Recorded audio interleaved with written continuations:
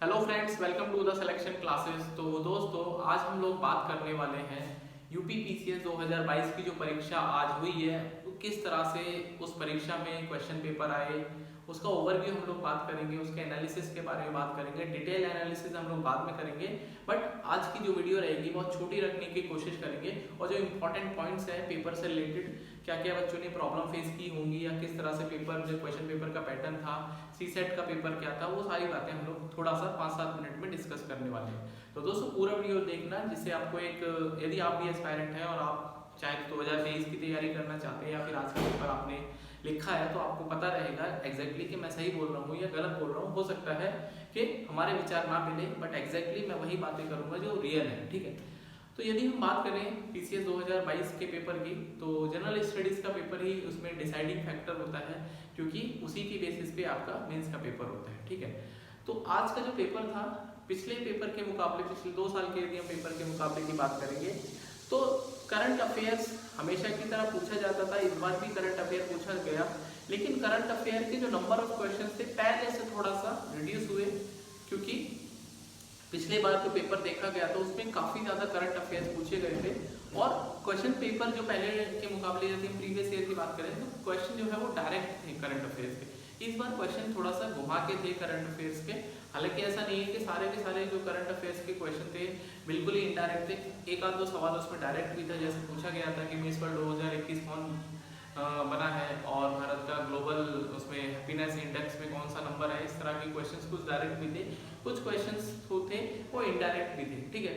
तो ओवरऑल यदि हम बात करेंगे करंट अफेयर्स के बारे में, तो it was on an average ठीक था, क्योंकि करंट अफेयर के ऐसा टॉपिक होता है जो कि डिसाइडिंग फैक्टर होता है। और जो बच्चे हैं, जो एस्पायरेंट है, वो करंट अफेयर को काफ़ी डीपली स्टडी करते हैं और ऑलमोस्ट वो करंट अफेयर वाले क्वेश्चंस को कर देते हैं। बट फिर भी कुछ क्वेश्चंस ऐसे थे जो कि यदि आप एक सीरियस एस्पायरेंट हैं तो भी हो सकता है आपने मिस आउट कर दिए होंगे।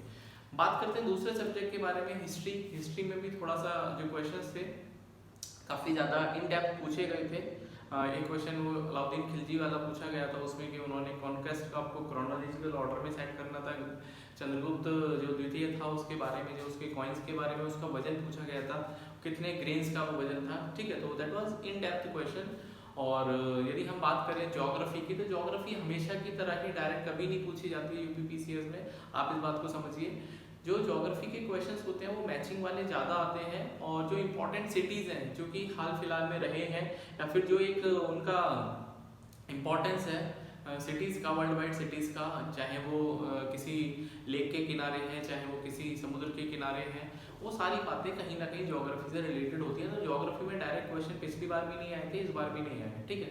तो ओवरऑल यदि हम पेपर के पैटर्न की बात करें, तो पेपर का पैटर्न मिलता जुलता पिछले बार की तरह ही था, थोड़ा सा अप एंड डाउन था। और इस बार का जो पेपर है, आई बिलीव कि थोड़ा सा ऊपर था पहले पेपर के मुकाबले, थोड़ा सा वो मॉडरेट से भी थोड़ा सा प्लस था, ठीक है। तो ये थी मेरी एनालिसिस, और यदि बहुत सारे क्वेश्चंस हैं जो हम डिस्कस कर सकते हैं, वो हम डिटेल एनालिसिस में डिस्कस करेंगे। और यदि आपको कोई फीडबैक है तो आप मुझे बता सकते हैं, कोई क्वेश्चन जो आपको डिस्कस करना है। तो थोड़ा सा यदि हम कट ऑफ के बारे में बात करें, तो आपको पता है जो यूपीपीसीएस का जो कट ऑफ रहता है वो हर साल करीब 95-100 के आसपास ही रहता है। तो इस बार भी वो ड्रास्टिकली चेंज तो नहीं होने वाला है, बट आई बिलीव लाइक कि थोड़ा सा 90 के रेंज में हो सकता है, बिकॉज क्वेश्चन का लेवल, पेपर जो क्वेश्चन का जो लेवल था और जो क्वेश्चन पेपर का लेवल था वो थोड़ा सा अप था, ठीक है। हो सकता है मैं जिससे मेरी बात हुई है जिन बच्चों से, उनके पर्सपेक्टिव से बात कर रहा हूँ, बट जो मैंने भी क्वेश्चन पेपर देखा है वो थोड़ा सा पहले के मुकाबले थोड़ा सा अप था, ठीक है। तो कोई बात नहीं, यदि आप भी उसी तरह के एस्पायरेंट है या फिर उसी जोन में है जो कि 90s, 85, 95, 100 तक में है, तो यू कैन एक्सपेक्ट कि आपका प्री जो है वो क्लियर हो जाएगा और you should start preparing for the mains examination, ठीक है। और हमेशा मैं बोलता हूँ accuracy is important, because negative marking में यदि आप 10 सवाल गलत कर देते हैं तो आपने करीब करीब 3.3 मार्क्स लूज कर दिए। तो don't be so much like rigid कि नहीं मुझे तुक्का मार के ही आना है, डोंट बी एडमेंट कि नहीं हमें तो 100% क्वेश्चन करके आना है। क्वेश्चन दोस्तों आपको छोड़ना आना चाहिए कि कौन सा क्वेश्चन आपको करना है, कौन सा छोड़ना है, ठीक है। सीसेट की भी बात करें, सीसेट का पेपर पहले के मुकाबले थोड़ा सा इस बार भी मुझे टफ लगा।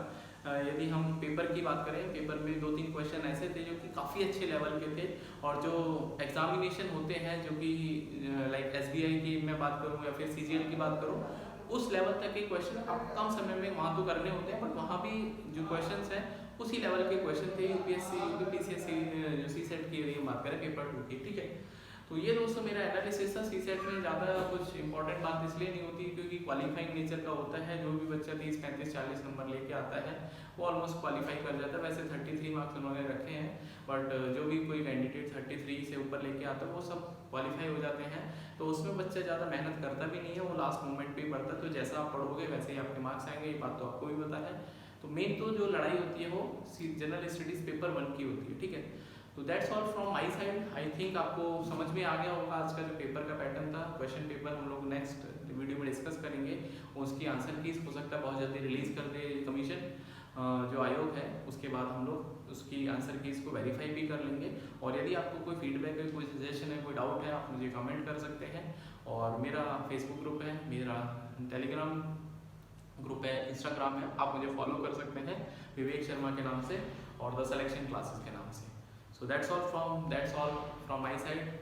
अपना ध्यान रखिए, पढ़ते रहिए, अपने जो नेक्स्ट एग्जाम है उस पर फोकस करिए। जो हो चुका है उसको भूल जाइए और आने वाला जो एग्जाम है उस पर ज़्यादा फोकस करिए, बिकॉज आप चीज़ों को रिवर्स में जाके चेंज नहीं कर सकते, आप आने वाली चीज़ों को और बेहतर कर सकते हैं। So that is the advice from my side. Till then you take care, keep studying, keep learning. जय हिंद, जय भारत।